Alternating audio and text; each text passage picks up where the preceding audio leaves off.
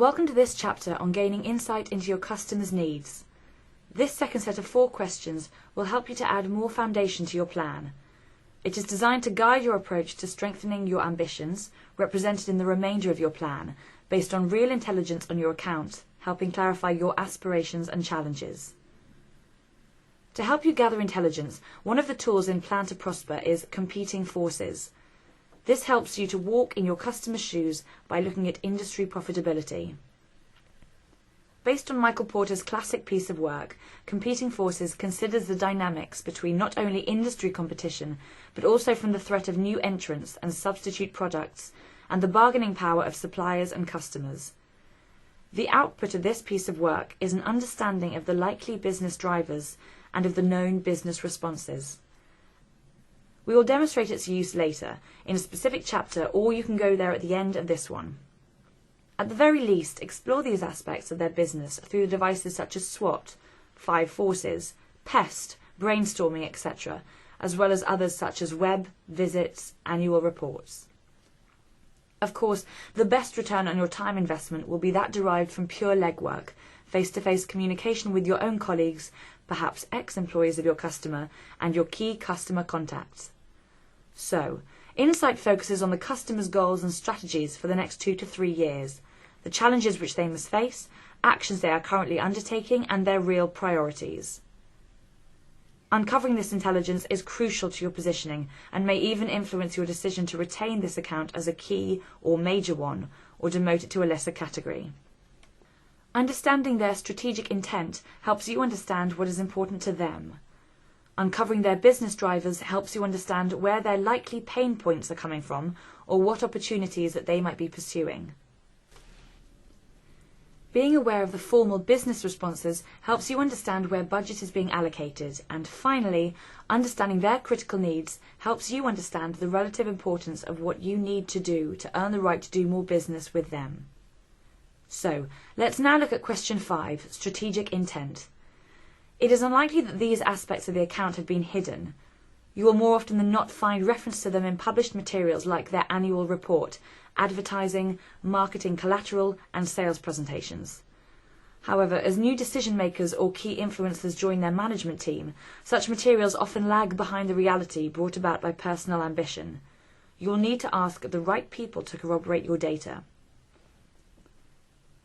Understanding the corporate vision and their midterm goals and ambitions will help you understand how you can drive to the sustainable mutual business value that will form the anchor point for your account development plan. Understanding their goals and ambitions over the next couple of years or so will give you further intelligence as to what is likely to get a hearing in the competition for funds. The guidelines in Plan to Prosper detail the question: what are the client's key goals and ambitions? With whom and with what evidence do you support these? The objectives. Having established the business drivers, the objective is to determine the account's strategic intent in order to put your future plans into context, and to be able to articulate how the strategic intent drives initiatives or business responses by the account. And the criteria. 1. To have validated the strategic intent with key influencers and decision makers, and 2. To be able to articulate the strategic intent of the account, both in terms of overall marketing positioning and in terms of financial terms. There will be a range of possible business drivers or pressures governing your customer's route to its strategic goals. Look for the positive or negative influences from obvious external sources like shifts in the market, volubility or new competition emerging. Internal pressures may be self-inflicted. For example, your customer may have become acquisitive. Mergers and acquisitions are notoriously energy-sapping and distracting for most senior execs, and frustrating for those in lower management who will inevitably suffer during periods of uncertainty or tenure. The guidelines detail the question: have you identified the external market or legislative and internal, operational or financial business drivers? The objective: to determine what is affecting the account from both an internal and an external point of view. And the criteria. 1. To be able to explain the major business drivers for the account and what effect these are having. 2. To have validated this scenario with key influencers and decision makers in the account. Closely related to your customers' business drivers, you should find evidence of their action or reaction or business responses unless they are completely oblivious to the threat of opportunity. It will help your strategy if you can uncover action being undertaken or being planned to address the business drivers and which might add value to you now or in the future, helping you further your business relationships by pushing on an open door, so to speak.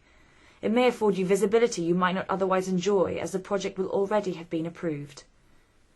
Again, this is put in the guidelines as the question: have you identified the account's planned business responses to the business drivers over the next 3 years? With whom and what evidence do you have to claim this? The objective: to identify where the focus is going to be over the next period, 3 years, in order that you can understand which areas you can help the account address. And the criteria: 1. You have identified formal business responses by the account to address key business drivers. 2. That the account has committed finance and resource to address the business driver. 3. That there is a timeline with regard to the identified responses. And 4.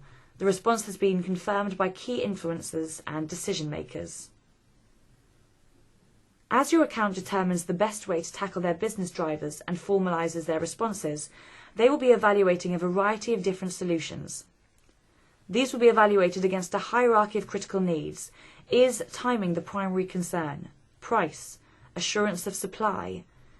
Your customer's type and range of needs is wide and varied.